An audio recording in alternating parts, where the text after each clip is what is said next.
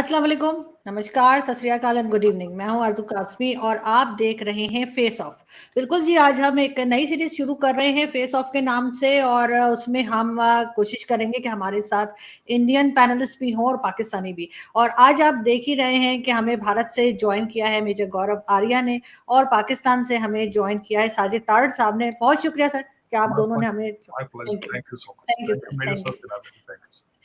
तो सबसे पहले मैं तारड़ साहब आपकी तरफ चलूंगी और मैं ये पूछना चाह रही हूँ कि इंडिया पाकिस्तान जो है वो वैसे तो आपस में उनकी एक लगी रहती है, जंग भी हुई है और बहुत ज्यादा लड़ाई झगड़े भी रहते हैं। और एक हम देखते हैं हथियार की भी दौड़ लगी होती है। पाकिस्तान जो है वो भी हथियार खरीदता रहता है कि जी हिंदुस्तान हमला कर देगा। हिंदुस्तान इसलिए लेता है कि उसे चाइना से खतरा है। लेकिन जो एक और इशू बीच में दुनिया में चल रहा है फूड शॉर्टेज का, उसके ऊपर कोई बात नहीं कर रहा। आपके ख्याल से अगर खाना नहीं होगा तो हम लोग क्या बम वगैरह खाने की तरफ चले जाएंगे? तो इस जो इश्यूज हैं, जो मेन इश्यूज हैं, जो जिससे आम आदमी की जिंदगी मुतासिर होती है, उसके ऊपर आपको लगता है कोई काम हो रहा है या होना चाहिए? देखें, इस पे अनफॉर्चुनेटली इसको अनफॉर्चुनेटली कहा जा सकेगा अल्टीमेटली कि दोनों तरफ से एक तो एतमाद का फैक्टर नहीं है बिल्कुल।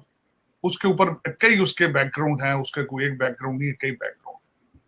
लेकिन आज के सर्कमस्टांसेस में जिस तरह देखें तो पाकिस्तान के हालात जो है इस वक्त चल रहे हैं, इस वक्त ये क्या कर सकते हैं? ये भारत के साथ क्या रिलेशनशिप ठीक करेंगे? किसी के साथ भी रिलेशनशिप ठीक करने की पोजीशन में नहीं है। मैं अभी एक पुरानी आदत है, सुबह उठते ही सबसे पहले देखता हूँ दुनिया में क्या हो रहा है और पाकिस्तान में क्या हो रहा है।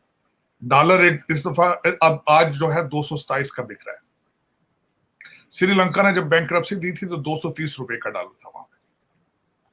और उसके बाद में इसको थोड़ा सा आप जब दुनिया के साथ कंपेयर करते हैं तो आज इटली के वजीर आजम मारियो द्रागी ने वोट ऑफ नो कॉन्फिडेंस की वजह से अपना रिजाइन दे दिया है। उससे पहले बोरिस यल्सन ने रिजाइन दिया था अदम एतमाद की वजह से। मुंबई के अंदर शिवसेना अपनी गवर्नमेंट जो है वो लूज कर चुकी है अदम एतमाद की वजह से। क्या ये सारे जितने लोगों ने जिन्होंने अदम एतमाद की वजह से वोट अपनी पोजीशन लूज की है, ये सारे मुल्क के 3-3 टुकड़े करने के लिए घूम रहे हैं? इनके हाथ में, किसी के हाथ में आपने पेट्रोल और माचिस देखी है? लेकिन वाहिद एक पाकिस्तान है जहां पे हमारा एक साबिक वजीर आजम कहता है अगर मैं नहीं तो कुछ नहीं, मैं नहीं तो पाकिस्तान नहीं। अब इससे आगे बढ़ेंगे तो किसी से रिलेशनशिप ठीक करेंगे। अब 3 महीने के लिए, 4 महीने के लिए शहबाज शरीफ साहब आए हैं, उन्होंने बेबी स्टेप लिया है, उन्होंने वहां ट्रेड मिनिस्टर भेजा, चाहे ट्रेड हो या ना हो। उन्होंने खत लिखा है मोदी साहब को, जो कि होना चाहिए था। हमारे पिछले वजीर आजम, आप उनका पोजीशन देख लें, वो कहते हैं जब तक मोदी साहब हैं हम बात ही नहीं करेंगे, जब तक 370 को रिमूव नहीं करेंगे हम बात ही नहीं करेंगे। अब उसमें अगर इनको कुछ समझाने वाला हो बंदा तो उनको ये कहे कि अगर आप डायलॉग नहीं करते तो उसमें विनर और लूजर कौन है, उसमें ये समझाने वाला उनको कोई नहीं। अब इन अंडर गिवन सर्कमस्टांसेस दो चीजें बताऊंगा। ट्रेड जो पाकिस्तान के लिए तो बहुत जरूरी है भारत के साथ करना, बहुत जरूरी है, उनकी जरूरत है ये चीज। दूसरा, भारत के लिए जरूरी इसलिए है कि Bharat is touching the peak of their foreign policy and fastest growing economy, क्योंकि मिडिल क्लास ग्रो कर रही है वहां। अब उनके लिए जरूरी इसलिए है कि अगर तरक्की कर रहे हैं और पड़ोस में आग लगी हो तो उसकी सूरत हाल क्या होगी। लेकिन उनको भी समझना होगा, उनको भी अपना पॉलिटिकल इक्विटी कुछ लूज करनी पड़ेगी, उनको भी कोई ना कोई स्टेप लेने पड़ेंगे। लेकिन हो सकता है कि वो पाकिस्तान की स्टेबिलिटी, पॉलिटिकल स्टेबिलिटी और फाइनेंशियल स्टेबिलिटी का इंतजार कर रहे हो। लेकिन इस वक्त क्वेश्चन मार्क ये है कि अफसोस के साथ कि जो भी लोग वहां पे पाकिस्तान में इन्वॉल्व हैं, जो रूलिंग एलीट है, किसी को कोई परेशानी नहीं है, चाहे डॉलर 227 का हो चुका है। मेरी इंफॉर्मेशन के हिसाब से इस वक्त एलसीज नहीं खुल रही वहां पे। जो लोग बाहर से तिजारत कर रहे हैं, कैश पे चीजें ले रहे हैं, ये सारी निशानियां ठीक नहीं है। मैं आई विश करता हूं कि आज जो हम जो चीजें डिस्कस कर रहे हैं ये उस वक्त कर रहे हो जब पाकिस्तान के अंदर कोई पॉलिटिकल स्टेबिलिटी हो, पाकिस्तान कोई हाथ बढ़ाने भारत की तरफ या किसी भी पड़ोसी की तरफ हाथ बढ़ाने के काबिल। आज unfortunately Pakistan is not in this position कि वो इंटरनल इस बुरे तरीके से घिर चुका है अपने इश्यूज में कि भारत के साथ, अफगानिस्तान के साथ, चाइना के साथ रिलेशनशिप्स जो हैं वो किसी को अगले स्टेप पे ले जाने की पोजीशन में नहीं।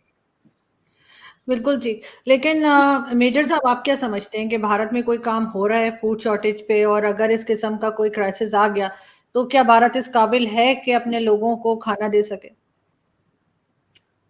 थैंक यू आरजू जी।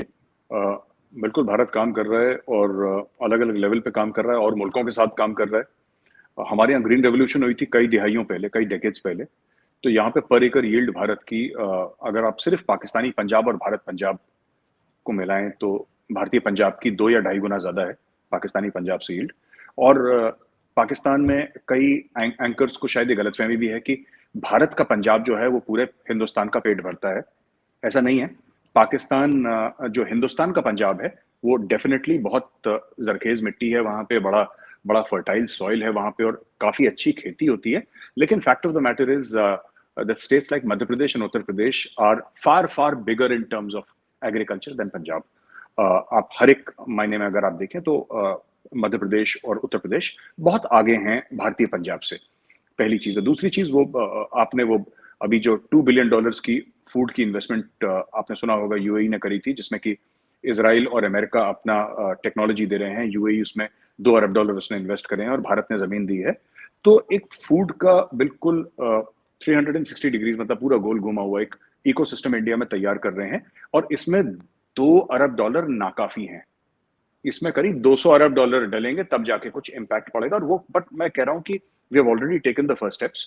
और ये India is cognisant. Energy security, food security, इन सब के बारे में भारत में सिर्फ बात नहीं होती, इसमें दिन रात काम भी चल रहा है। और इसमें दिन रात, और ये directly it is being monitored by prime minister Modi.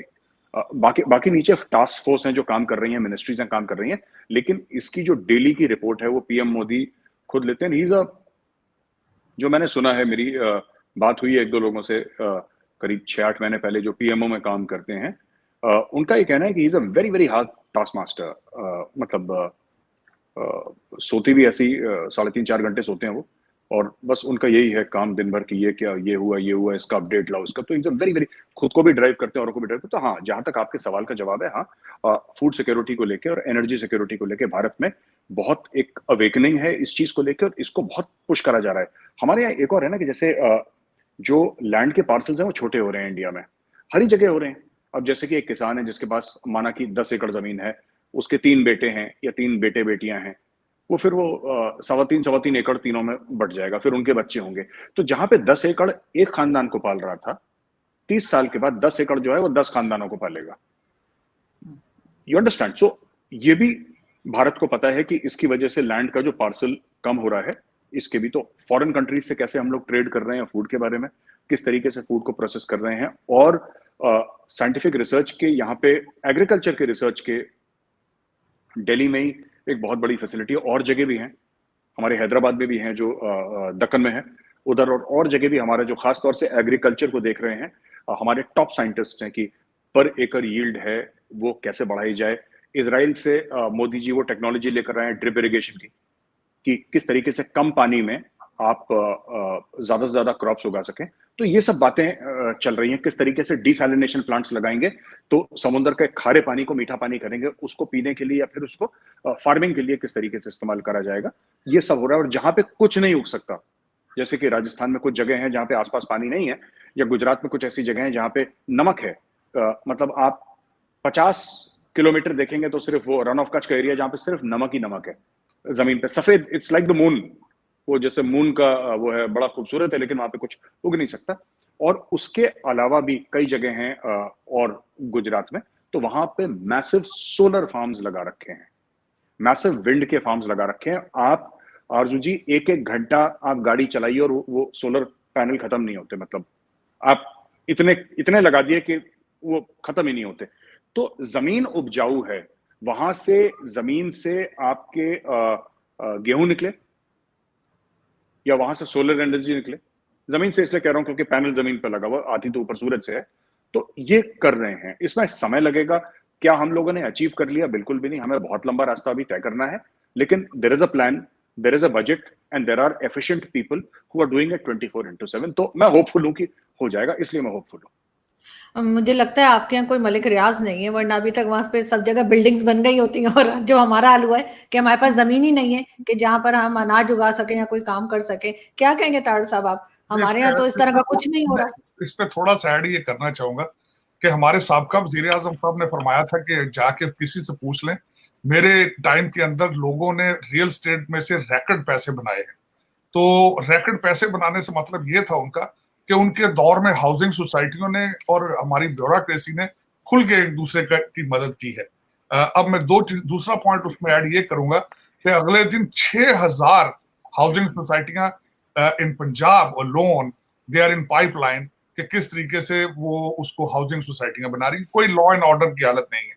अब मैं जो खासकर फूड की बात कर रहा था, तो उसमें जो हमारे पूटन साहब अगले दिन मैं आई वाज सरप्राइज्ड कि पूटन साहब जब गए ईरान के दौरे में, तो उनका एक ऑब्जेक्टिव ये भी था कि यूक्रेनियन वीट जो है, गंदम को किस तरह ब्लैक सी से दूसरी दुनिया को बेचनी है। और उसके साथ एक ऑब्जेक्टिव उनका और भी था जो आई वाज शॉक्ड कि through Iran give a passage to help India, Bharat through Iran to have an access to the Central Asia. तो ये चीजें दुनिया देख रही है, इसमें कोई शक नहीं है। Food is the future issue, water is the future issue, इसमें कोई शक नहीं है और इस पे काम भी हो रहा है। लेकिन अनफॉर्चुनेट मैं जिस तरह कहूंगा कि पाकिस्तान में इस वक्त लाहौर के अंदर जो है, तख्त लाहौर जिसको कहा जाता है, 188 कमरे 5 स्टार होटलों के बुक हैं और कुछ लोगों को पैसा देकर टर्की भेज दिया गया है।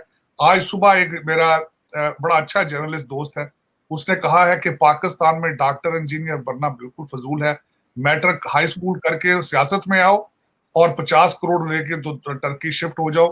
तो मेरे ख्याल में ये हमारे पाकिस्तान तो अभी उसी चीजों से ग्रो नहीं कर रहा, अनफॉर्चुनेट। लेकिन इसका मैंने आपको बताया ही है कि पाकिस्तान में पूरे का पूरा पाकिस्तान जो है वो एक मलिक रियाज साहब के हाथ में है, बैरियर टाउन के हाथ में है। जिस तरीके से हर रिटायर होने वाला अफसर जो है वो विश करता है कि मलिक रियाज साहब उनको जॉब दे दें, लेकिन कोई कानून नहीं है, कोई सोच नहीं है। सबसे बड़ी बात है विजन।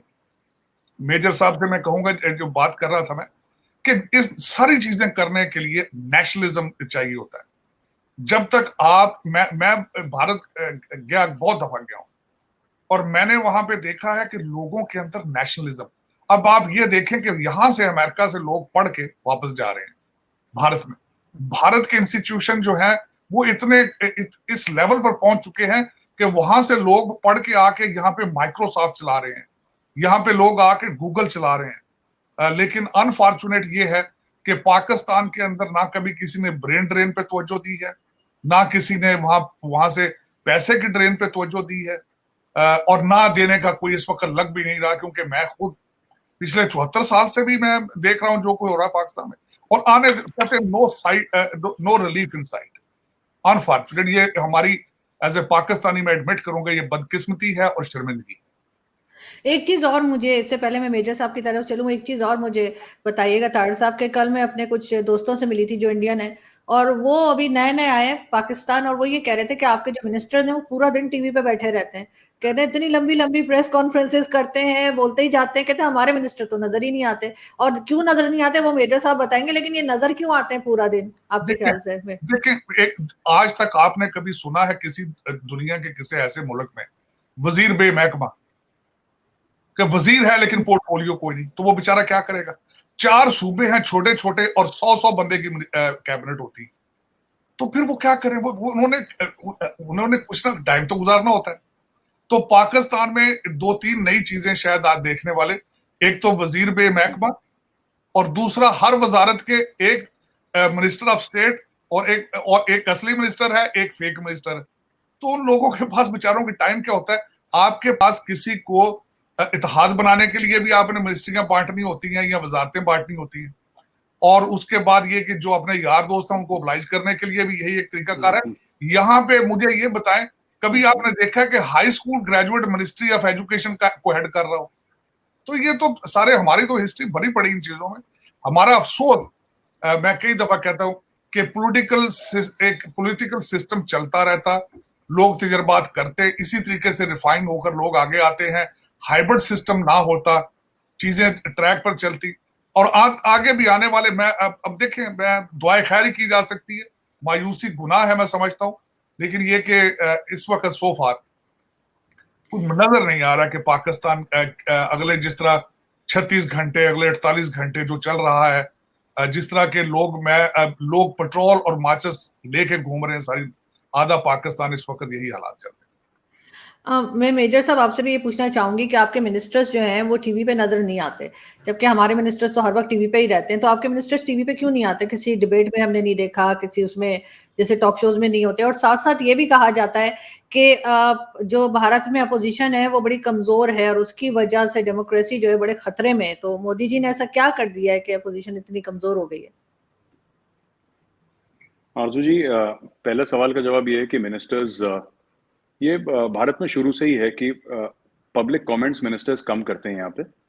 और आपको प्राइम मिनिस्टर मोदी के इंटरव्यूज बहुत कम दिखेंगे, बहुत कम हैं। कभी अगर चले गए कहीं पे तो चले गए, वरना नहीं है। तो मैं बड़ा सरप्राइज था जब देखता था कि रोज इमरान खान साहब as a prime minister, sitting prime minister, क्योंकि प्राइम मिनिस्टर का टाइम तो बिल्कुल कहते हैं कि हीरे जवाहरात की तरह होता है, सोने चांदी की तरह। इट्स वेरी मतलब एक प्राइम मिनिस्टर का टाइम कितना वैल्यूबल होगा एक मुल्क का, 22-25 करोड़ का मुल्क है। मतलब it has to be very valuable, right? But यहाँ पे रोज के रोज, अब आप सीएनएन के इंटरव्यू के लिए जाएंगे, 1 घंटा आप तैयारी करेंगे, आधे पौन घंटे का वहां पे इंटरव्यू होगा, आपका मेकअप होगा, उसके बाद वो आप डिस्कस करेंगे, आपके 2-3 घंटे तो चले गए रोज के। तो मतलब अगर आप एक इंटरव्यू 45 मिनट का भी करते हैं तो तो थोड़ा सा अब पता नहीं ऐसा क्यों है वहां पे, लेकिन यहाँ पे ऐसा बिल्कुल नहीं है। आपको बड़े बड़े मिनिस्टर्स का कोई रेलेवेंट चीज है तब वो जाएंगे, पर मैंने तो नहीं देखा कभी किसी को टॉक शो में जाते हुए, ऐसे मीडिया को एड्रेस करते हुए। कोई बड़ी चीज होगी तो हाँ, एक प्रेस ब्रीफिंग होगी। प्रेस ब्रीफिंग में जो स्पोक्स, अच्छा आप एक और देखिएगा कि जो बाची साहब हैं, spokes person for the ministry of external affairs, वो ज्यादातर बोलते हैं। आपने जयशंकर साहब के बयान कम देखे होंगे, जयशंकर साहब बहुत कम बोलते हैं। आप हाँ, वो थोड़ा सा मिनिस्टर ऑफ एक्सटर्नल अफेयर्स में ज्यादा वर्ल्ड मीडिया में उछाली जाती है उनकी बात, but he is a man of very few words. वो बोलते नहीं ज्यादा। बस उनका ये है कि वो फ्लाइट में सोते हैं, अपना प्लेन पकड़ा, फ्लाइट में सोए, वहां पे टाई शाई पहनी, अपना काम वाम करा, वापस ये वो 24 घंटे, ना कोई सैटरडे ना कोई संडे। इनका तो यही हाल है पूरे सबका, और ये नहीं करते। और दूसरा, जो आपने पूछा कि भारत में डेमोक्रेसी खतरे में है और क्योंकि ऑपोजिशन नहीं, ये बात सही है। और मैं भी ये बात मानता हूं कि आरजू जी, किसी भी स्ट्रांग डेमोक्रेसी के लिए एक स्ट्रांग ऑपोजिशन होना बहुत जरूरी है। इंडिया में वन साइडेड हो गया है, लेकिन I don't think we can blame Modi ji for winning elections. You see, ये राहुल गांधी साहब जो हैं, ये इलेक्शन जीत के खुश नहीं है। ये अब मोदी जी क्या करें डेमोक्रेसी के लिए? या तो मोदी जी ये बोलें कि नहीं ठीक है, भारत में डेमोक्रेसी मजबूत करने के लिए मैं खुद इलेक्शन हारना शुरू कर देता हूं। ऐसा तो होगा नहीं। डेमोक्रेसी को मजबूत करना है, ऑपोजिशन को स्ट्रांग करना है, तो ऑपोजिशन का काम है। ये जीत नहीं पाते, अभी उनको थोड़ा सा मौका मिलता है। और मैं तनकीद नहीं कर रहा, वो उनका पर्सनल मामला है, मुझे कहना नहीं चाहिए राहुल जी के बारे में। By the way, he is my classmate. Rahul Gandhi is my classmate. हम लोग 1 साल साथ पढ़े हैं सेंट स्टीफेंस कॉलेज दिल्ली में। फिर 1 साल के बाद वो छोड़ गए थे, विदेश चले गए थे पढ़ने के लिए, बाहर चले गए थे। And he is a very nice man. बड़े डिसेंट हैं राहुल गांधी जी, और ही is a very good human being. But I don't think he is cut out for politics. उनको मुझे नहीं लगता। सबका होता है, अपना एक टैलेंट होता है, मुझे नहीं लगता कि वो पॉलिटिक्स के लिए है। He is a very straightforward, very genuine sort of a guy. जितना मैंने उनको कॉलेज में देखा, मैं 1 साल उनके साथ था कॉलेज में, और 1 साल में मैंने देखा कि is a good person, he is not a bad person. But वही चीज है कि देखिए, इलेक्शन में ना आपको एक पॉलिटिशियन बनने के लिए, जैसे मोदी जी हैं, कोई परिवार नहीं है, कुछ नहीं है उनका ना, वो 24 घंटे यही काम है। तो ही वो Modi ji is made for politics. And उनको पता है, उनका पीपल कनेक्ट बहुत जबरदस्त है, क्योंकि उन्होंने हजारों गांव में रहे हैं भारत में। इतने साल, 20-30 साल उन्होंने साइकिल से, बैलगाड़ी से, बसों में सफर करा है। सड़क के कोने में खाना खाया है उन्होंने, रात को प्लेटफॉर्म पे सोए हैं, साइकिल से एक गांव से दूसरे गांव गए हैं। वो तो बाद में वो बने ना, वो तो बाद में बने चीफ मिनिस्टर, बाद में बने। वो पहला चुनाव एमएलए का लड़े, चीफ मिनिस्टर बन गए। मेंबर ऑफ पार्लियामेंट का पहला चुनाव लड़े, वो प्राइम मिनिस्टर बन गए। उसके पहले मोदी जी को कोई नहीं जानता था, वो तो आरएसएस के प्रचारक थे। तो उनका जो माइंडसेट है वो थोड़ा सा अलग है। आपके सवाल का जवाब में आखिरी में एक बात बोलता चलूं आरजू जी, की बात यह है कि अगर डेमोक्रेसी को स्ट्रांग करना है, तो मुझे लगता है कि ये हमारी जो ऑपोजिशन पार्टीज हैं, ठीक है, इनको थोड़ा सा ट्विटर से बाहर निकलना पड़ेगा। ये थोड़ा सा they are more obsessed with Twitter and social media. और अगर ऐसे ही चलता रहा तो फिर it will be a very sad day for democracy, क्योंकि हम भी चाहते हैं कि अच्छी बहस हो, पार्लियामेंट में अच्छी डिबेट्स हो, जैसे अटल जी के समय होती थी, तो लगता था। अभी तो मोदी जी ने ऐसा कर दिया है भारत में कि पार्लियामेंट में आप जाइए तो एक तरफ से बीजेपी बीजेपी बीजेपी, क्योंकि दे हैव वॉन एवरीथिंग। और मोदी जी की ब्रांड इमेज ऐसी है, और उनके कोई भी मंत्री आपको देखा, कोई 24 घंटे काम करते हैं, उन्होंने बोला कोई बात करने की जरूरत नहीं है। मीडिया में जाओगे क्या बोलोगे? Let your work speak. अगर तुम काम करोगे तो दुनिया सुनेगी। मुंह से बोलते रहोगे तो nobody is interested in what you are saying. People are interested in कि आप काम क्या कर रहे हैं, आपकी कारकर्दगी क्या है, वो लोग देखते हैं। आपने बयान जो भी दिया, आपकी मर्जी, आप कुछ भी आवाम में बोले। तो ये इनकी पूरी कैबिनेट बोलती भी नहीं है, और यही इसका ये भी है कि opposition is very weak, because I don't think opposition is a game plan. वो उनका बस ये है कि मोदी जी ने आज ये बोला, इसकी तनकीद कर दो, ये बोल दिया इसकी तनकीद कर दो, ये बोल दिया इसको क्रिटिसाइज कर दो। करो आप, वो आपका हक है और आपका फर्ज भी है, लेकिन उसके आगे भी तो कुछ काम होना चाहिए ना। पॉलिटिशियन का पहला काम है इलेक्शन जीतना, मैं ये मानता हूं अर्जुन जी। सब कॉन्टिनेंट में, एटलीस्ट भारत पाकिस्तान में, पॉलिटिशियन का पहला काम है इलेक्शन जीतना। तब वो लोगों की सेवा करेगा, तब वो लोगों को सर्व करेगा, पहले उसको जीतना पड़ेगा ना। बिल्कुल। यहाँ पर तो सारे भाई लोग हारे हुए हैं। नहीं, बिल्कुल आप ठीक कह रहे हैं, लेकिन तारड़ साहब, आखिर ये अपोजिशन जो है वो हिंदुस्तान पाकिस्तान में जो भी अपोजिशन होती है, ये मिलके काम क्यों नहीं करती गवर्नमेंट के साथ? अभी देखें, खान साहब जीत गए, उस पर यकीनन मेजर गौरव और पूरा इंडिया बड़ा खुश होगा कि जी बाई इलेक्शन में खान साहब की पार्टी जीत गई है, लेकिन खान साहब खुद बड़े उदास लग रहे हैं। उसकी क्या वजह है? देखिए, दो चीज मैं पहले थोड़ा सा वो मैं उस वक्त मैं वो एंटरटेनमेंट के हवाले से वो जो टीवी पे हमारे मिनिस्टर बोलते हैं, वो उसका भी मेरे जहन में आइडिया आया जो मैं बता नहीं सका बाद में, कि पाकिस्तान में इसको ऐसे एंटरटेनमेंट इस्तेमाल किया जाता है। भारत में और दूसरे मुल्कों में शाम के वक्त गाने, ड्रामे, दूसरी चीजें भी चलती। आप नोट कर लें कि हमारे टॉक शोज जो हैं उनमें गाली गलौज, एक दूसरे के साथ बदतमीजी को एज एन एंटरटेनमेंट समझा जाता है, जिस तरह मुर्गों की लड़ाइयां होती हैं एक दूसरे से। बल्कि यहां तक मैंने सुना है कि एक दूसरे का, जिसको जानबूझ के एंकर जरा थोड़ा सा बुलाकर दूसरे का वॉल्यूम कम कर देता है, तो वो उनको ये लोगों के लिए एंटरटेनिंग है ये कि मिनिस्टर लड़े, वो एक दूसरे की जातियात को लेकर आए, लोग एंजॉय करते हैं, इसलिए तो इस वजह से। दूसरा जो मैं बात कहने लगा था कि अपोजिशन के हालात दुनिया में अगर मैं देखा जाए, मैं being a student of political science और खासकर यहां से अमेरिका से देख रहा हूं, जहां पे जमहूरियत की बहुत लंबी हिस्ट्री मौजूद है और ये एक एज ए लेबोरेटरी काम करता है जमहूरियत के लिए। तो जमहूरियत को यहां भी चैलेंजेस हैं अमेरिका के अंदर, बल्कि मैं समझता हूं कि democracy is going through the crisis in US. तो दूसरी दुनिया के अंदर उनके क्या हालात होंगे, जिनकी एक बहुत बड़ी हिस्ट्री मौजूद है जमहूरियत के हवाले से। अब ये देखें कि अभी इस वक्त जो चैलेंज चल रहे हैं, we are going through the mid term election. America के अंदर इनके लिए एक बहुत, इस वक्त गवर्नमेंट के लिए बहुत बड़ा टास्क है कि इलेक्शन पे लोगों का एतमाद बहाल किया जाए। लोग पिछली दफा कोविड की वजह से जब मेल इन वोटिंग हुई थी उस वक्त से, और जिस तरीके से डोनाल्ड ट्रंप साहब ने पिक्चर ड्रा करने की कोशिश की थी कि फेक इलेक्शन या चेंजेस आई हैं, तो जमहूरियत को यहां भी ये चैलेंजेस है। और बिल्कुल बेजा साहब ने सही फरमाया है कि social media is a biggest challenge, और media is a big challenge for the democracy, क्योंकि अब मीडिया नहीं रहा, वो एक इंडस्ट्री बन चुका है, जर्नलिज्म इंडस्ट्री बन चुका है। वो लोगों के माइंडसेट तैयार करता है कि आपने भी वोट किस तरह देने, पहले इस तरह नहीं होता था ये। तो जमहूरियत की, और दूसरा वीक जो अपोजिशंस हैं वो भी पॉलिटिकल इंजीनियरिंग का हिस्सा है। अब आपने ये नया लफ्ज, मैं बड़े अरसे से इस पे अब रिसर्च कर रहा हूं कि पॉलिटिकल इंजीनियरिंग क्या है। एक इलेक्शन इस वक्त एक आर्ट बन चुका है। आपने कभी नोट किया है कि यहाँ अमेरिका के अंदर, बल्कि मैं खुद एक कैंडिडेट, एक दो दफा मैंने इलेक्शन लड़ने की कोशिश की, तैयारी की, और आजकल मेरा बच्चा यहाँ से, my son is finishing law school और ही इज प्रिपेयरिंग हिमसेल्फ। तो यहाँ पे मैंने देखा है कि किस तरीके से आपकी नेम रिकग्निशन को किस तरह लिया जाता है, वोटिंग को किस तरह देखना है, चीजें एक पूरी पॉलिटिकल इंजीनियरिंग है। और वो पॉलिटिकल इंजीनियरिंग अमेरिका की हद तक नहीं रह चुकी, पूरी दुनिया में जा चुकी। तो उसमें जो अपोजिशंस हैं, वो अपोजिशन में वही होता है, या पॉलिटिकल सियासत में वही कमजोर हो जाता है जिसकी पॉलिटिकल इंजीनियरिंग कमजोर हो। जिस तरह मैं छोटी सी मिसाल दूंगा कि पाकिस्तान में इस वक्त जो कुछ हो रहा है वो बिल्कुल ट्विटर और हैंडलर बन रहे हैं, हैशटैग बन रहे हैं, और खान साहब टिकटॉकर से मुलाकातें कर रहे हैं। खान साहब ट्विटरों की एक उन्होंने, मैं हैरान था कि 1300 लोग सूबा सरहद के अंदर हायर किए गए हैं 25-25 हजार रुपया महीने की तनख्वाह पे, जिनका सिर्फ काम ये है कि ट्वीट पे बैठना है और उसको सारा। तो अब ये चैलेंजेस जो हैं जमहूरियत को इनसे डील करना पड़ेगा, वोटर्स की तरफ तवज्जो देना। अब दूसरा एक जो सोशल मीडिया है कि सियासतदानों की जातियात नहीं, उनके जाति जो लाइफ है वो नहीं रही।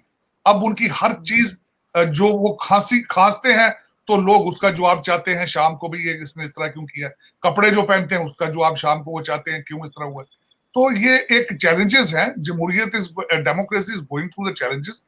और उसका सबसे बड़ा चैलेंज जो होगा अमेरिका के अंदर, तो देखे ना, जो पिछली चीजें थी वो रिफाइन होना शुरू हो चुकी हैं। आज मिड टर्म इलेक्शन है, कई लोगों ने उसको अपना रिएक्शन शो करके फर्क कर दिए, कई लोगों को फर्क कर। अब जो डेवलपिंग कंट्रीज हैं जहां तालीम का फुकदान है, जहां पे लोगों को पता ही नहीं है कि जमहूरियत क्या चीज है, वोट कितना स्ट्रांग है। एक मेरा मकसद है कि वो ऐसे फैसले कर देते हैं कि जिसकी वजह से सफर करते हैं। लेकिन भारत के अंदर मैंने कई चीजें प्लस देखी हैं। उसकी आखिरी मिसाल मैं ये देना चाहूंगा जमहूरियत के हवाले से। आपने कहा कि पंजाब में इस दफा आम पार्टी का आना जो है वो मेरे लिए एक, मैं समझता हूँ कि this is a good example कि हाउ जो है वो जो आम पार्टी ने न्यू दिल्ली के अंदर, मैं लास्ट आखिरी दफा जब मैं गया था वहां, तो मैंने कई लोगों से पूछा आम पार्टी की परफॉर्मेंस। तो बिलखसूस एक टैक्सी ड्राइवर से पूछा तो उसने कहा था कि मेरे बच्चे, हमारे पब्लिक स्कूलिंग दिल्ली के अंदर इतनी अच्छी हो चुकी है जो कि as equal as private school. तो एक बहुत बड़ा, Kejriwal is doing a wonderful job. और इसकी एक ताजा मिसाल है कि उन्होंने परफॉर्म करके दिखाया है और पंजाब ने उनकी रिफॉर्म को एक्सेप्ट किया है। और इस वक्त वो मान साहब है वहां पे, उनकी मैंने एक और बात बड़ी अच्छी लगी, उसको मैं कोट करना पसंद करूंगा कि न्यू दिल्ली के अंदर वो कहते थे कि जो करप्शन करेगा उसकी वीडियो बना के भेजते हैं वो, और उस पर एक्शन लिया जाता है। तो मान साहब ने चैलेंज किया था आगे कि आप जो आपसे पैसे मांगे पैसे उसको दो, लेकिन उसकी वीडियो बनाओ, हमें भेजो, and then would deal with it. तो लेकिन ये कि काश इस तरह की चीजें सरहद की इस तरफ भी हो, जमहूरियत पले आगे चले, एक दूसरे के साथ हार्मनी में रहना सीखें, एक दूसरे की शिकस्त को एक्सेप्ट करना सीखें, अदम एतमाद अगर वोट आ जाए तो उससे डील करना सीखें। मैं हैरान हूं कि खान साहब स्पोर्ट्समैन है, मेरी खुद की बच्ची जो है नेशनल लेवल की स्क्वाश प्लेयर है। मैं हमेशा उसको एक चीज सिखाई है कि जीत से डील करना सीखो और हार के साथ डील करना सीखो।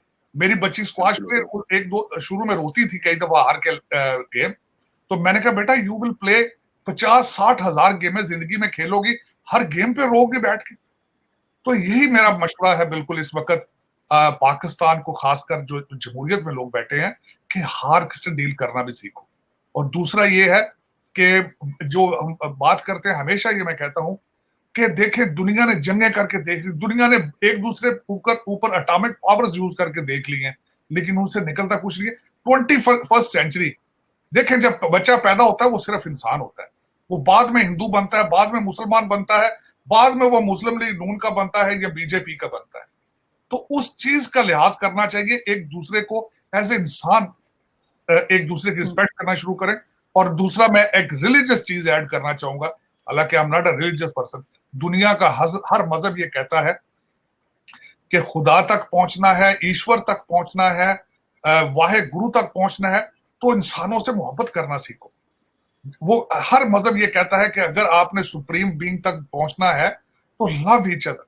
हर मजहब प्यार का सबक देता है, लेकिन अफसोस के साथ आज हम लोग जो है वो सियासतों में, कदूरतों में, सियासत, एक तो मजहब को कारोबार बना लिया गया है, उसकी वजह से ज्यादा नुकसान हो रहे हैं। Organised religion has done more damage to the human being versus done any good.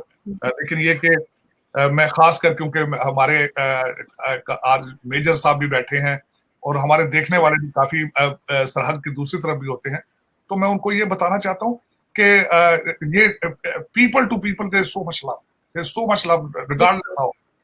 मैं high regards for the Major Saab. He said, you won't imagine how biggest fan I am of this person, the way he speaks, the way he handles and it's remarkable. I wish there are more people like you, Major Saab. Those are or those are living on the ground, and those have harmony and love, and at least they have a will to cross border dialogue or cheezeं. I wish more people think like that. जी, बिल्कुल। और इसी के साथ मैं दोबारा major साहब आपकी तरफ चलूँगी और मुझे ये बताइए कि पाकिस्तान इस वक़्त मतलब टीटीपी के साथ भी प्रॉब्लम्स हैं हमें, हमारे इधर अटैक्स भी हो रहे हैं, साथ-साथ इकोनॉमी भी ख़राब हो गई है, फ़ॉरेन पॉलिसी भी हमारी जो है वो बिल्कुल ही सभी को मालूम है कि किस हद तक डैमेज्ड है। तो एक तरह से बहुत ज़्यादा प्रॉब्लम में है आपका पड़ोसी मुल्क। तो इससे भारत को कुछ फ़र्क पड़ता है, कोई टेंशन होती है कि जी होनी तो वैसे चाहिए मेरे ख़्याल से क्योंकि ज़ाहिर है बिल्कुल साथ ही है कंट्री। तो आपके ख़्याल से कोई टेंशन होती है या कोई इस तरह की चीज़ आप समझते हैं कि कोई नुकसान भारत को भी हो सकता है अगर पाकिस्तान मज़ीद इस तरह की प्रॉब्लम्स में जाता गया जैसे कि श्रीलंका के साथ हुआ है? आरज़ू जी, जब भी आपके नेबर के यहाँ कुछ परेशानी होती है, तो ज़ाहिर-सी बात है कि अ, वो जो शोले हैं, वो जो आग है, वो आपको भी छूती हैं। तो अगर कोई ये बोले कि पाकिस्तान में जो हो रहा है, हमें क्या फ़र्क पड़ता है, होता रहे, आग लगती रहे, हमें कोई फ़र्क, दिस इज़ रॉन्ग। ऐसा प्रैक्टिकली ऐसा नहीं होता। सुनने में बड़ा अच्छा लगता है, लेकिन अ, जो असली ज़िंदगी उसमें ऐसा होता नहीं है। बट ये चीज़ है कि आप इसको मैनेज कैसे करते हैं, राइट? आप इसको मैनेज किस तरीके से करते हैं? अ, मुझे ऐसा लगता है कि खासतौर से पाकिस्तान के कॉन्सेप्ट में अगर मैं आपका सवाल ठीक तरीके से समझ पाया हूं आरज़ू जी, मुझे ऐसा लगता है मैम कि पाकिस्तान के कॉन्टेक्स्ट में चाहे पाकिस्तान में कोई अच्छी चीज़ हो या बुरी चीज़ हो, मैंने कभी उसके पीछे प्लान नहीं देखा। अच्छी चीज़ भी हो जाती है और बुरी चीज़ भी हो जाती है। मतलब कि वो थिंग्स कीप ऑन हैपनिंग। उसके ऊपर कोई कंट्रोल नहीं है, कोई पॉलिसी नहीं है। जैसे लोग कहते हैं कि कश्मीर पाकिस्तान की शाहरग है। ठीक है, वो जिन्ना साहब का स्टेटमेंट है कि कश्मीर पाकिस्तान की शाहरग है और that is the cornerstone of Pakistan foreign policy and Pakistan defence policy. लेकिन मैंने कोई डॉक्यूमेंट नहीं देखा इंटरनेट पे विच सेज दैट ये पाकिस्तान की कश्मीर पॉलिसी है कि आपके मुल्क का सदर है या वजीर आजम है, वो कौम को बैठा के बताए कि बच्चों ऐसा है, this is the thing that we are doing, या उनको ना भी बताए कौम को, राइट? तो इसलिए क्या होता है कि पर्सनलाइज्ड रिस्पॉन्सेज होते हैं, इंस्टीट्यूशनल रिस्पॉन्सेज नहीं होते पाकिस्तान में। मुझे ऐसा लगता है, ये मेरी थोड़ी सी हो सकता है एक बड़ी बचकाना सोच हो, लेकिन ऐसा मुझे लगता है कि जैसे कि भारत अगर 370-35 से हटाता है, तो इमरान खान साहब ट्विटर पे जाते हैं और बोलते हैं कि छोटा आदमी बड़ी कुर्सी पे बैठ गया, हिंदुत्व, फाशिज्म, ये सब बातें करते हैं, लेकिन there is no institutional response because you are not prepared. अच्छा, कहते हैं कि हमें पता नहीं लगा। बीजेपी की तो इलेक्शन मैनिफेस्टो में लिखा हुआ है इतने सालों से कि जिस दिन हमारे पास एब्सोल्यूट मेजोरिटी पार्लियामेंट में रही, हम सबसे पहला काम करेंगे। ये आज से नहीं, वो तो 40-50 साल से बीजेपी कह रहा है। बीजेपी आज से थोड़ा ना कह रहे हैं। बीजेपी की तो मोदी साहब की इलेक्शन स्पीचेस हैं जिन्होंने बोल रहे, तो नहीं पता था ये तो this is not an excuse, क्योंकि वो तो ये कोई, और जो लोग कहते हैं कि आपके टीवी एंकर्स ने ये भी बोला कि जैसे भारत ने साजिश करी है 370-35 से हटा के, साजिश नहीं करी। मुंह पे बोल के जो काम करा जाता है वो साजिश नहीं होती है ना, दैट इज नॉट साजिश। वो तो आपने कर दिया जो आपको करना था। तो मुझे ऐसा लगता है, आपने टीटीपी की बात करी, ठीक है, मैं ऐसे सख्त अल्फाज आपकी शो पे नहीं लेना चाहता, लेकिन ये लोग जानवर हैं टीटीपी वाले, ठीक है ना। इनसे बात क्यों कर रहे हैं, मुझे हो सकता है कोई मजबूरी हो, खान साहब की सरकार की कोई मजबूरी थी, या फिर शहबाज शरीफ साहब की सरकार की कोई मजबूरी हो, एस्टैब्लिशमेंट ने बोला हो, मुझे नहीं पता। पर ये जानवर हैं टीटीपी वाले, इनको तो पकड़ के टाइट करिए सीधी, ठीक है। और एक और बात, मैं डे वन से बोल रहा हूं, जब पाकिस्तान में बड़े शादियाने बज रहे थे और बोला था कि नहीं अब तो अफगानिस्तान में आ गए हैं और अब वो कश्मीर लेके देंगे। वो पीटीआई की जो एक मोहतरमा भी थी, उन्होंने बोला था टेलीविजन पे कि वो कश्मीर।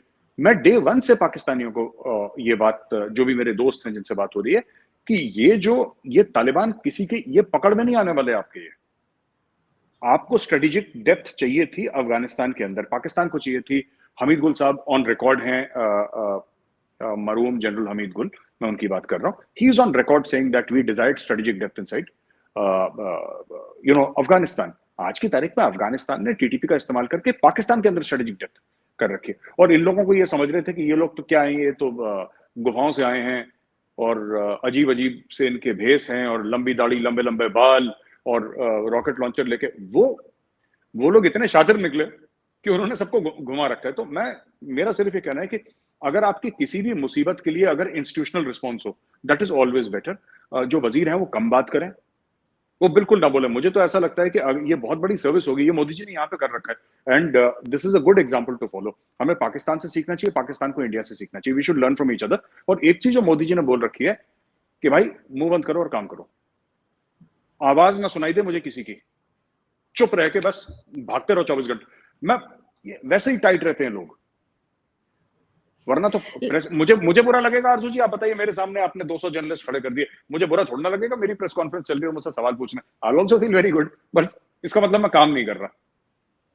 लेकिन सर ये भी तो कहा जाता है कि वो टीटीपी वाले आते हैं और आके यहाँ पर जो है हमारी फोर्सेस के साथ लड़ते हैं और उसके बाद वो वापस भाग के अफगानिस्तान चले जाते हैं। क्या ये पॉसिबल है मेजर साहब, किस तरह से हो?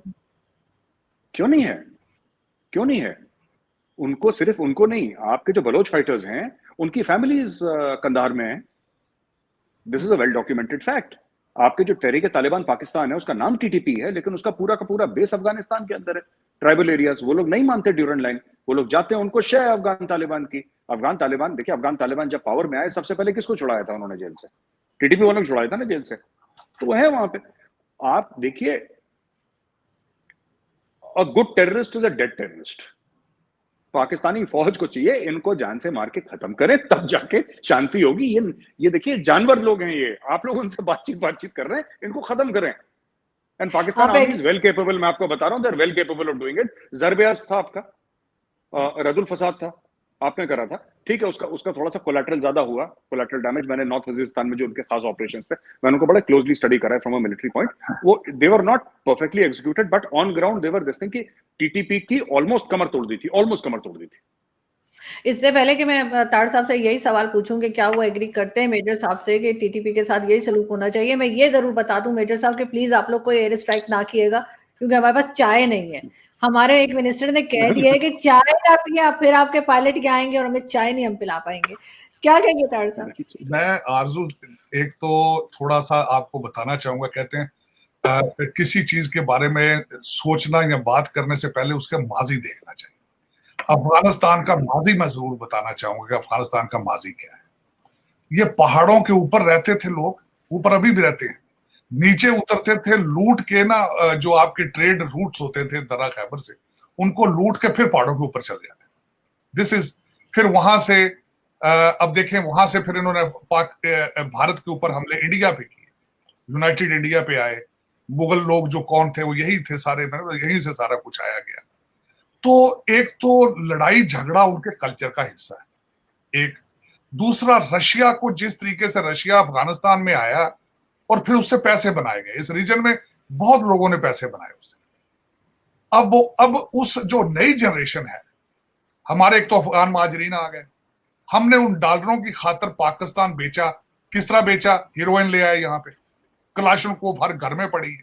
मुझे अभी तक याद है जब मैं ग्रो कर रहा था, अफगानी पंजाब के अंदर घरों में आके कलाशनकोव की डिलीवरियां करते थे। मैं जब इस्लामाबाद में पढ़ता था, जब मैं इस्लामाबाद पढ़ता रहा हूं, उस वक्त इस्लामाबाद के जुमा बाजार में रशियन आपके यूनिफॉर्म बिकते थे। वहां मैंने स्मिरनाफ वाडका इस्लामाबाद में इस तरह बिकता देखा है जिस तरह पानी बिक रहा है। तो उससे पैसा बनाया गया। एक तो वो खाब, वो अब वो पैसा डॉलर अभी इस जेल में घूमते हैं। वो कुछ हमारे पाकिस्तानी जो दोस्त हैं उनके भी दिमाग में वही डॉलरों की बारिश अभी घूम रही है। और वही अफगानी बच्चे जो मुहाजिरिन कैंपों में जो गुजरे हैं, वो उनका तरीकाकार देखें। वो एज ए बिजनेस लड़ते हैं गर्मियों में, सर्दियों में आराम करते हैं। अब ये अफगानी, आपको मैं थोड़ा सा ये बताना चाहूंगा, ये टीटीपी की बात नहीं कर रहा हूं, यही अफगानी इस वक्त आपको पता सीरिया में पैसों से लड़ रहे हैं जाके। आपको पता है यही अफगानी इराक में $500 $200 लेके महीने का ये वहां पे भी लड़ रहे हैं। आपको यही पता है कि यही अफगानी लिबिया में भी पैसे जाके लेके लड़ रहे हैं। तो ये उनका कारोबार है। अब मैं दो चीजें बताता हूं। माजी के अंदर जब भी पाकिस्तान उनसे किसी चीज पे निगोशिएट करता था, निगोशिएट करने का स्टाइल भी बताना चाहता हूं। वो दो चीजें, जब यहां से जाते थे निगोशिएट करने, वो कहते थे आप लेकर के आए हो, या पैसा दो या असला दो। ये मीटिंग शुरू होने से पहले ये बात तय होती है, क्या लेकर आए हो भाई, उसके बगैर तो वो बात ही नहीं करते। तो ये देते रहे मुसलसल। अब मैं वो बात करना चाह रहा था कि ये अटैक करके भाग जाते हैं वापस, ये भागते हैं वापस। पिछली दफा हमारी इसके ऊपर हमारे पाकिस्तानी एयरफोर्स ने उनके ऊपर एयर स्ट्राइक की है, लेकिन साथ क्या हुआ है कि वो जो वहां पे अफगानी मरे थे, आपने उनके पैसे दिए फिर दोबारा, क्योंकि वो टेबल पर बैठते ही नहीं उन चीजों को बगैर पैसों के। तो ये पता है। और दूसरी ये बात, ये मैं वो मेजर साहब बात, मैं उस पर मजीद क्या बोलूं, मैं समझता हूँ अच्छा नहीं होता जब सारी चीजें अपने हाथों से बनाई हो। ये मेरे मध्य तालिबान कौन है, अफगान मुजाहिदीन कौन थे, ये हमारे हाथों के बने हुए ये सर। तो इनको बनाया है, अब वो उनके हमारे वो गले पड़ रहे हैं, अब वो चैलेंज कर चुके हैं, पाकिस्तान की सॉवरेनिटी को चैलेंज कर चुके हैं। लेकिन मैं एक बात ये जरूर कहूंगा कि जो लोग चीज असेंबल करते हैं उसको डिसमेंटल करना भी वो जानते हैं, लेकिन उसके लिए विल चाहिए। वो विल कहां से लाएंगे? अब पाकिस्तान आर्मी सलाहियत बहुत रखती है, लेकिन अंदर ग्रुपों में डिवाइडेड है। हमारे आधे तालिबानी माइंडसेट के लोग तो फौज में बैठे हैं, हमारे आधे आर्मी के लोग तो वो चाहते हैं रियासत मदीना बनाई जाए, वो आधे हमारे आर्मी के अंदर बैठे लोग कहते हैं शरिया इन्फोर्स की जाए।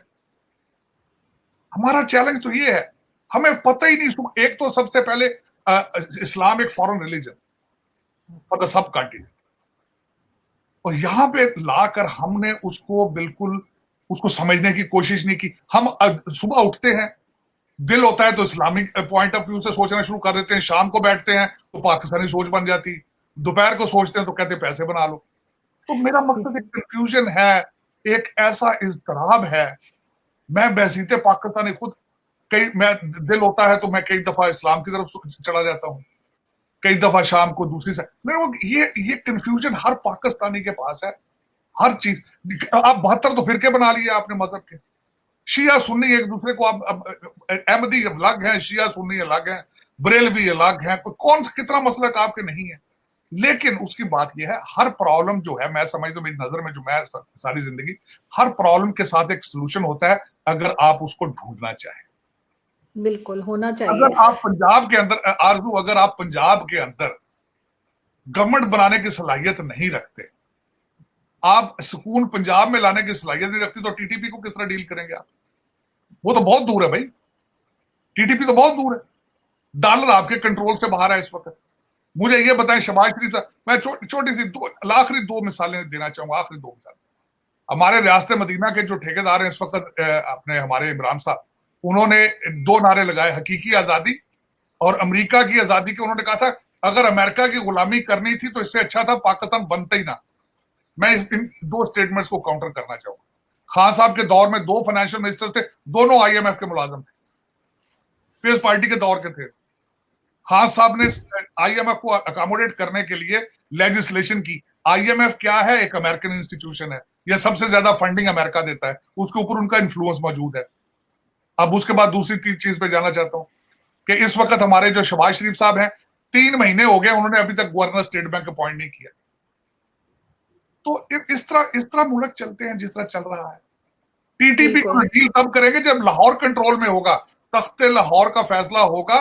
टीटीपी तो बहुत दूर है। टीटीपी वालों, अच्छा मजे की बात है, टीटीपी वालों को जब इन्होंने पता लगा इनको फाइनेंशियल इनको क्राइसिस में है, उन्होंने कोयले का रेट डबल कर दिया अपना।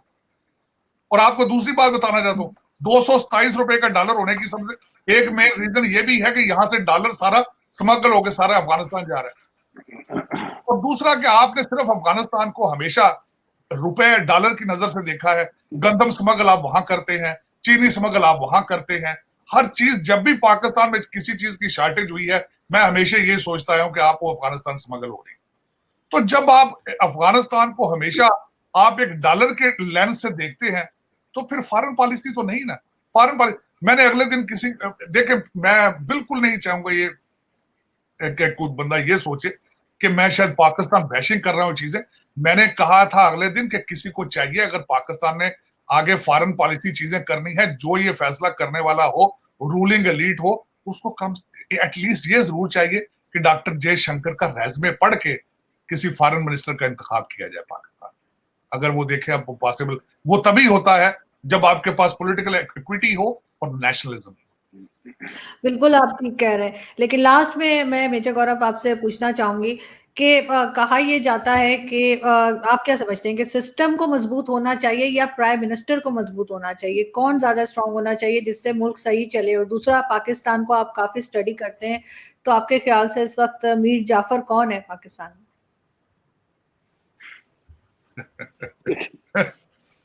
देखिए, आपने सवाल ही ऐसा खतरनाक सा पूछ लिया। देखिए, मुझे लगता है कि अगर सिस्टम स्ट्रांग होंगे तो सिस्टम प्राइम मिनिस्टर को अपने आप स्ट्रांग बना देगा। Institution should be strong. किसी भी मुल्क में, पाकिस्तान हो, इंडिया हो, अमेरिका हो, अमेरिका क्यों सुपर पावर है? अमेरिका इसलिए सुपर पावर है क्योंकि वहां पे इंस्टीट्यूशंस की इज्जत है। कोई परफेक्ट डेमोक्रेसी नहीं है अमेरिका, लेकिन सेल्फ करेक्शन एक बहुत बड़ा एक अमेरिकन ट्रेट है कि ये हमारी गलती है, हम इसको सुधार देंगे। तो ये अमेरिकन करते हैं। फ्रीडम वहां पे उसकी बड़ी वैल्यू है। वो अच्छे में है, बुरे में है, वो बात की बात है। सेकेंड अमेंडमेंट के लिए अमेरिकन जान दिए रहते हैं। ठीक है, अब मैं अग्री नहीं करता, but I am not an American citizen. मैं कौन होता हूँ मैं अग्री करूँ ना करूँ? But the fact of the matter is कि फ्रीडम देयर इज एब्सोल्यूट। वो बिलीव करते हैं, यू नो, कहते हैं land of the brave, home of the free, ये कुछ ऐसे ही उनका बड़ा एक वहां पे कहना है।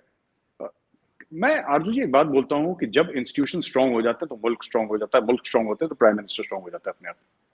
ठीक है ना? ये अमेरिका का जो America strength is not in its nuclear weapons, America strength is in its people and it's institution. वो अमेरिका की स्ट्रेंथ है। जो अमेरिका के 11-12 न्यूक्लियर पावर्ड एयरक्राफ्ट कैरियर्स है ना, वो अमेरिका की ताकत नहीं है। जो अमेरिका के लोग हैं, जो अमेरिका में फंडामेंटल राइट्स की रिस्पेक्ट है, जो इंडिविजुअल की रिस्पेक्ट है, जो अमेरिका में जो कल्चर की, वो अमेरिका का पावर है। कल अगर अमेरिका को, भगवान ना करे ऐसा दिन आए, पर कल अगर अमेरिका के पास कुछ नहीं रहता, इनमें इतनी सलाहियत है कि जमीन से फिर आसमान तक अपने आप को ले आएंगे 20-30 साल के अंदर। ये सलाह, क्योंकि वहां पे कल्चर ठीक है, सो इंस्टीट्यूशंस ठीक है, तो वो कर लेंगे अपने आप। बात ये मुझे देखिए, मैं वही मैंने एग्जांपल पहले भी दिया था, मैं फिर से बताता हूँ। मैं आरजू जी लंच पे था एक सीनियर जनरल के साथ इंडिया में, और एक सीनियर डिप्लोमेट के साथ, दोनों रिटायर्ड, 10-1 साल पहले रिटायर हो चुके हैं वो लोग। और मैंने उनसे बात करी, जब इमरान खान साहब जीते थे पंजाब के इलेक्शन में, 15 सीटें 20 में से बाई पोल्स में जीते थे, तो उन्होंने बोला कि जो, और मैं अग्री करता हूँ क्योंकि मेरी भी यही थॉट्स थी, उन्होंने बोला कि जो इमरान खान डैमेज कर रहा है, इमरान खान साहब जिस तरीके से सुप्रीम कोर्ट को उन्होंने छोड़ा, पार्लियामेंट को उन्होंने छोड़ा, इकोनॉमी को उन्होंने छोड़ा, फौज को उन्होंने छोड़ा, उन्होंने सबको निपटा दिया एक शॉट में। और आज की तारीख में आपकी एस्टैब्लिशमेंट वाले चुप हैं। इट्स वेरी सरप्राइजिंग दैट, मतलब यू नो कि they are very tentative about this whole thing कि हो क्या रहा है, राइट? आपने अभी पूछा ना तारड़ साहब से, आपने बात करी थी कि इमरान खान क्यों जीतने के बाद भी क्यों इमरान खान इतना प्रोटेस्ट कर रहे हैं। इमरान खान ने तैयारी उस स्क्रिप्ट की करी थी कि रिजल्ट आएंगे मैं अल्लाह करूंगा। अब वो जीत गए, तो उन्होंने स्क्रिप्ट तो बदली नहीं कि भाई मुबारक हो मुबारक हो। उन्होंने बोला नहीं हाय क्यों, वो एक्सपर्ट हाय मैं कंटेनर पे, तो चढ़े हुए थे कंटेनर पे, उतरे नहीं नीचे वो जीतने के बावजूद। तो ये बात है मेरे हिसाब से। बिल्कुल आप ठीक कह रहे हैं, शायद यही बात लग रही है। कुछ आप कहना ही चाह रहे थे तारड़ साहब? मैं ये कहना चाह रहा था कि मैं वो मिस कर गया पॉइंट पिछली दफा, कि खान साहब ने तैयारी कर रखी है फॉरेन फंडिंग केस के खिलाफ, तो उसके लिए उनका नैरेटिव फिट बैठता है कि अदम एतमाद, इनको ऐसी फिजा कायम की जाए इलेक्शन कमीशन के खिलाफ कि ये जो काम करते हैं ये 2 नंबर करते हैं, ये जो कुछ है सारा कुछ। क्योंकि फॉरेन फंडिंग केस एक ऐसा केस, उसका फैसला है कि वो जब उसका रिजल्ट आएगा तो खान साहब की बिल्कुल आंखें खुल जाएंगी। लेकिन दूसरा उसमें अब देखें किस रुख जाता है पाकिस्तान। जिस तरह मैं एग्री करूंगा मेरे हिसाब से कि कभी पाकिस्तान की एस्टेब्लिशमेंट ने या इस तरह को पहले खामोश नहीं रहे। मैं जिस तरह के अब इनके बारे में लफ्ज इस्तेमाल किया जाता है अनोखा लाडला, जिस तरह जावेद लतीफ साहब ने अगले दिन फरमाया था कि अभी तक लाडला है। अब देखें पाकिस्तान, लेकिन मैं हमेशा कहता हूँ मेरी फीलिंग स्टेट ऑफ पाकिस्तान के साथ है, और इस वक्त स्टेट ऑफ पाकिस्तान जो है वो कमजोर है, और मैं उसके लिए मेरी दुआएं भी हैं और सोच भी है कि बेहतर हो। अब देखें कि कहते हैं ऊंट किस रुख बैठते हैं। बिल्कुल देखते हैं कि क्या होता है, लेकिन खैर हमारी दुआ है कि कुछ बेहतरी आए और दोनों कंट्रीज, हिंदुस्तान में भी और पाकिस्तान में भी, सब लोग खुश रहें और आराम से रहें। बहुत शुक्रिया कि आप दोनों ने ज्वाइन किया। Thank you so much. नमस्कार, सत श्री अकाल, प्रणाम, और थैंक यू मेजर साहब, huge fan of you. Thank you sir, huge fan, thank you sir, huge fan of yours sir, thank you very much. बहुत बहुत धन्यवाद सर आपका, बहुत बहुत धन्यवाद आपका।